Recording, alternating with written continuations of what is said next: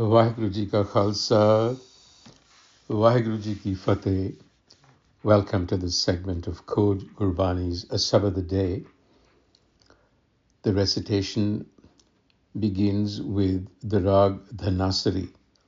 With this sabad, which is composed by Guru Nanak, the first Nanak, we transition from the rag Sorat to the next section in the Guru Granth Sahib on page 660 in rag Dhanasari. And it opens with the Mool Mantra, the so-called Mool Mantra. The recitation. Dhanasari Mahalla Pehla, Ghar Pehla Chaupade, Ik Oankar Satnam Karta Purkh Nirbhav Nirvair Akal Murti Ajuni Sabhang Gur Prasad Jiu Darat hai apana kaisyon kari pukar dukh visaran sevya a-sabad-a-day.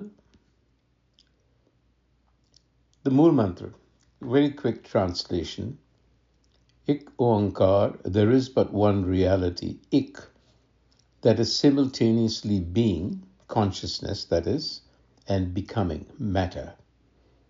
It arises, that is to say, it manifests as Om, the Sabad Guru, the self-resonant creative, and it flows ceaselessly without exhaustion, Kar, hence Ik Oankar.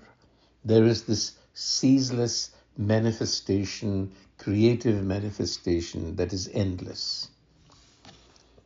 Sat Nam, two words. It is eternal. It is the eternal presence. And it is Nam, the name. Why just the name? Because it cannot be named. But it names everything. Hence, it is just generic name.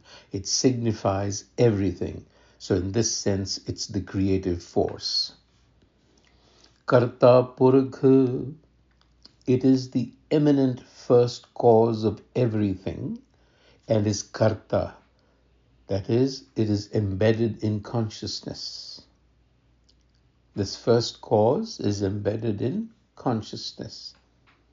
It is Nirbhav, without fear. What that means is it has the quality of harmony. It is Nirvair, that is to say, it is without conflict, inner conflict. Hence, it is spontaneous. It is timeless, Akal, and yet it is the source of all form. Murt, Ajuni, it is ungendered. Sabhang, self-existent, self-organized, and self-negating. Gur Prasad, it is benign wisdom. It is the enlightener, the process and the graceful insight. That, very quickly, is the Mool Mantra. And now on to the first verse.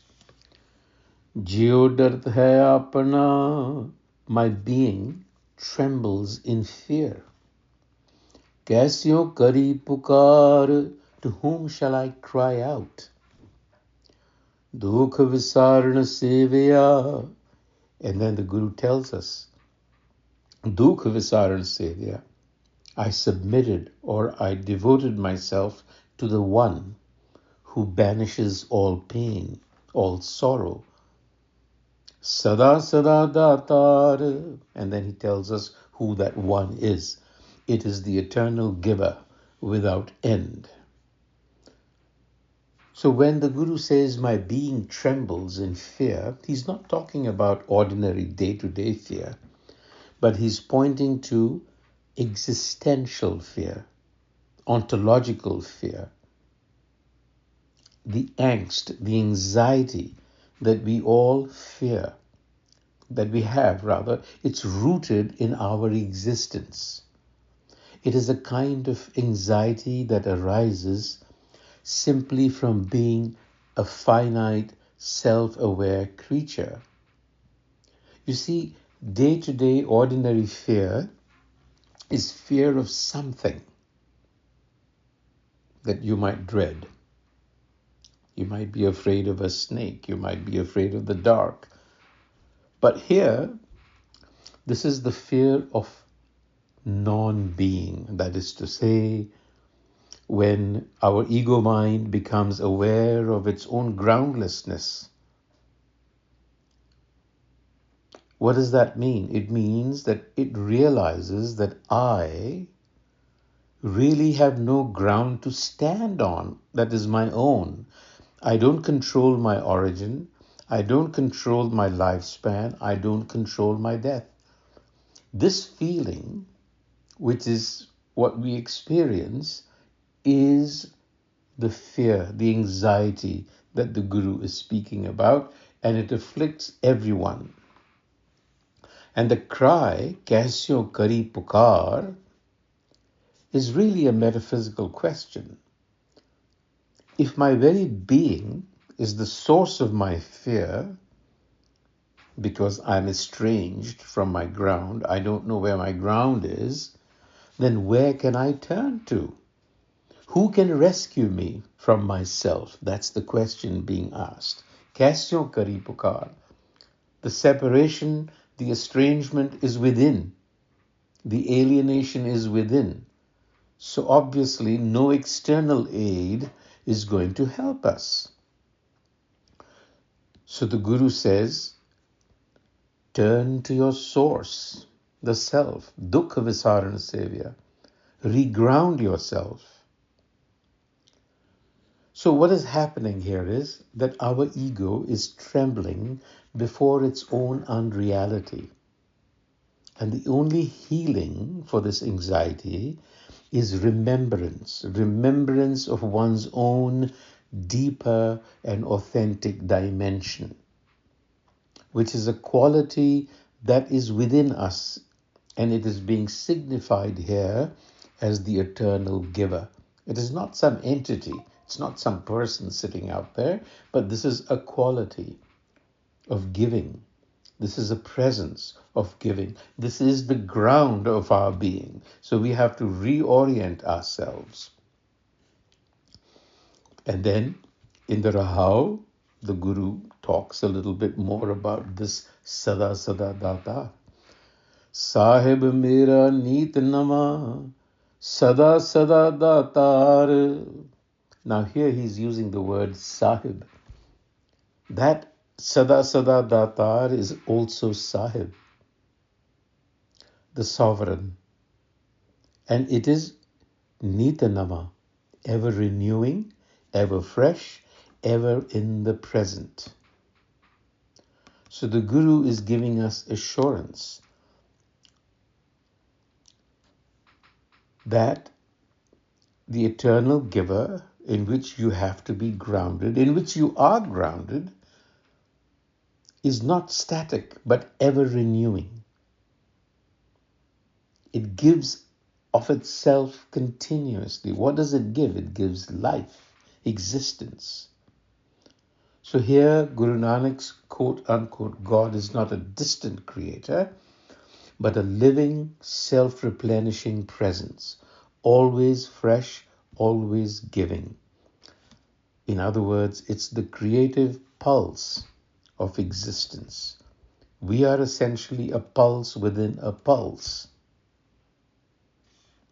So fear arises when we enclose ourselves in that small little pulse, when we don't resonate with that larger pulse. We have to attune ourselves to it. Anandana Sahib Seviya, Anandana Sahib Seviya. So serve that sovereign, that master, Incidentally, that Sahib is also a reference in Gurbani elsewhere to the Guru. Andan Sahib Seviye. So devote yourself to that principle of wisdom. Gur. Ant chadaye soe. It is the one that will deliver us from our angst, from our anxiety. Sun sun meri kamani, pari utara hoye. Sun sun meri kamani has a dual connotation. On the one hand, it could mean listen, my soul. On the other hand, it could mean by hearing and assimilating the Guru's word. Sun sun meri kamani. The weight of fear is unloaded. Par utara hoye. It's like taking off a burden, removing something from your shoulders. And with that, par utara hoye can also mean landing on the shore afar, which means transcending the limitations of your ego. So this is not, Savior is not performing a ritual with chronological continuity, din raat, but be constant.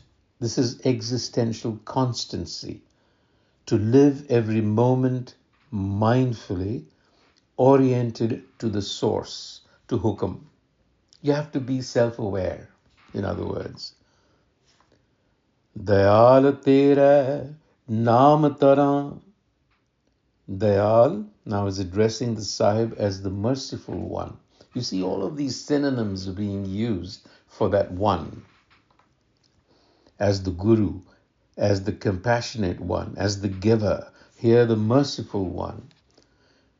Tera naam taram. Your wisdom carries me across.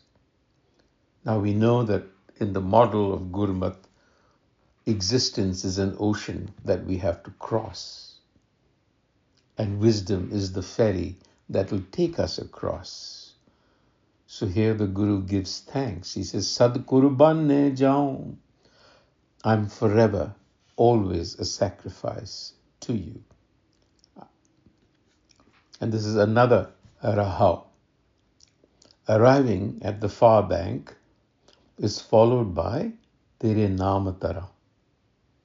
Unloading the burden of ego, par utara hoye, or to land on the other bank, is followed by taran, to swim. For that you need to have buoyancy. Ships have buoyancy. Only then can you be ferried across. First, you put down the load. You know, when the ship is overloaded, it can sink. So you have to unload the ship of unnecessary burden, weight. The unnecessary burden here is the ego. Sarvam sacha ek hai, duja nahi koi. That one, Sarvam sacha, now that is being referred to as sacha. And oneness. Oneness is the real pervading thing, self rather. Duja nahi koi, there is no second. In other words, the separation that we feel, which counts me and the other, I and the second, really does not exist. It is really the fault of our perception and conception. This is a conceptual thing. It's not real. Taki seva so kare. So only that one will submit. Jaan ko nadar kare. Who is so graced. So first, radical monoism. Duality is the root of illusion, and it is the burden that we carry. In other words, ego is the personification of duality, and it is a burden. It is a burden because it isn't true, it is a needless weight. But the capacity to serve, oneness, also arises by glance, by grace. So this is not self-initiated striving, because then it becomes egoic. It is the flowering of grace. And then there is another Rahav. This Rahav is expanded by longing. Separation from the divine is unthinkable. Tudbaj pyare kev raha. Apart from you, O my beloved, how shall I live? Grant me the gift of your wisdom, the Guru is saying. A-sabad-a-day. Vadhyai is a gift. It also means greatness, but it means the gift. A-sabad-a-day. Give me that gift. Jit, by which Naam tere lag raha, that I may be anchored always in your wisdom. Lag raha, that I'm always attached, anchored, embedded in that wisdom. Duja nahi koi, there is none other. Jis aage pyare jaye kahan, there is none other to whom I can speak.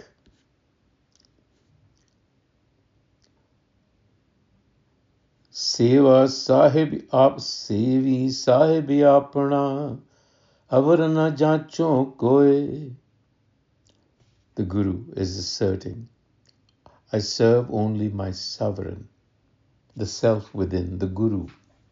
I seek not from elsewhere. Avar na jancho koi. Nanak taka das hai. Nanak is the servant of that one. Bind bind chuk chuk hoy. Which one? That one which is present and luminous even in the tiniest of particles. So this is utter contentment. There is no petition left. Service becomes fulfillment. The taste of grace saturating every atom is experienced. Sahib tere naam vitto, bind bind chuk chuk hoye. So Guruji ends where he began, with the sweetness of Naam pervading every drop of being. Sahib, O Sovereign, I live by your wisdom. Tere naam vitto. That wisdom, bind bind chuk chuk hoye. Your wisdom saturates every particle. So from anxiety, Jiu Darat hai Apana, to intimacy. From asking, to whom shall I cry out? To whom shall I call? To knowing that no other exists. There is nobody to call. It is within. Vaheguru Ji Ka Khalsa, Vaheguru Ji Ki Fateh.